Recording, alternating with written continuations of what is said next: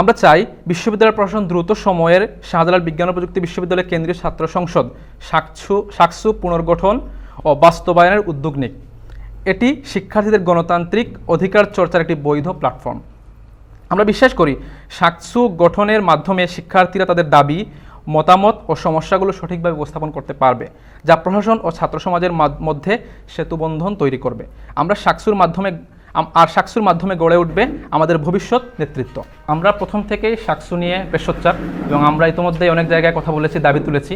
বর্তমানে আমরা যে পরিস্থিতি লক্ষ্য করছি সেটা হচ্ছে, আমরা বিশ্ববিদ্যালয়ের প্রশাসনের সাথে কথা বলে যেটা বুঝতে পারলাম, সেখানে ক্যাম্পাসের এই সাময়িক ইস্যুটা একটা কারণ হবে। আরেকটা বিষয় হচ্ছে, বিশ্ববিদ্যালয় প্রশাসন শাকসু নিয়ে কোনো রোডম্যাপ এখনো ঘোষণা করতে পারে না। তাদের সংখ্যার জায়গা হচ্ছে একটি পক্ষ শাকসুকে নিয়ে বানচাল করার জন্য চেষ্টা করছে, কিন্তু ছাত্র শিবির শাকসু নিয়ে সোচ্চার এবং ছাত্র শিবির যথাযথ প্রস্তুতি নিয়ে শাকসুতে অংশগ্রহণ করতে পারবে ইনশাআল্লাহ। আমরা যেটা বলতে চাই সেটা হচ্ছে, আবাসিক হলগুলোতে আগে যেরকম যে ট্রেডিশনে থাকা হতো, যেমন নির্দিষ্ট দলের ব্যক্তিদের রুম থাকতো, নির্দিষ্ট দলের নেতৃস্থানীয় যারা থাকে তাদের রুম থাকতো, এই রুম এবং দখলদারিতে রাজনীতি আমরা চাই না। ক্যাম্পাসে রাজনীতি হবে সহাবস্থানমূলক, ছাত্র কল্যাণমূলক, কিন্তু হলে রাজনীতির জায়গাটা উজ্জ্বল থাকবে।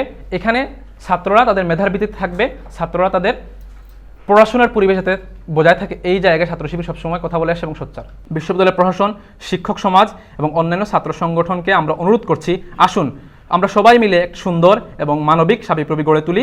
4 গুণ শক্তিশালী এনজাইম ও অধিক ফেনা সমৃদ্ধ অরিক সিলভার ওয়াশ মাত্র 70 টাকায়।